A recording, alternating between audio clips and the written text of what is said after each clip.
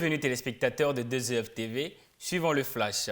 Au titre des efforts de soutien au développement, on note ce prêt de 248,25 millions de dollars de la Banque mondiale à l'État malien. Outre les projets de développement structurants auxquels serviront ces financements, une part importante de cette enveloppe à hauteur de 31 millions de dollars sera consacrée à la réalisation du projet de modernisation des services hydrauliques et météorologiques.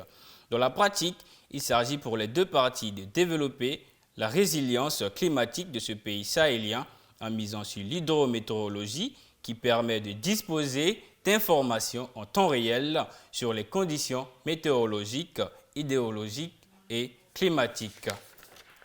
En Angola, l'institution de Bretton Woods poursuit également sa politique de soutien aux projets de développement.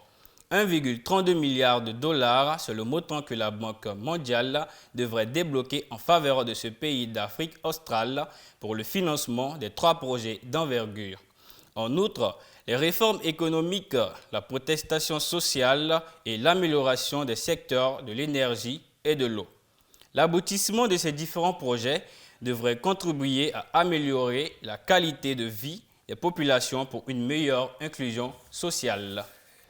Des réalités similaires en Gambie, où le gouvernement recherche un financement de 1,8 milliard de dollars pour la réalisation d'infrastructures viables dans le cadre d'un programme d'assainissement d'eau potable.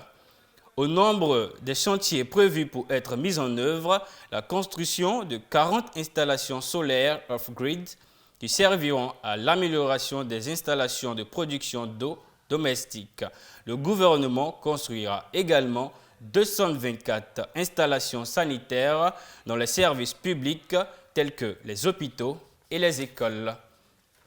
Et là, en Côte d'Ivoire, pour parler de cette visite d'une délégation malienne de l'enseignement supérieur de la recherche scientifique à Abidjan, un siège du ministre ivoirien de l'enseignement supérieur, la délégation qui était venue s'acquérir de l'expérience ivoirienne en matière de gestion des établissements supérieurs privés et publics a été reçue par le directeur général de l'enseignement supérieur de Côte d'Ivoire, Ibrahim Lokpo.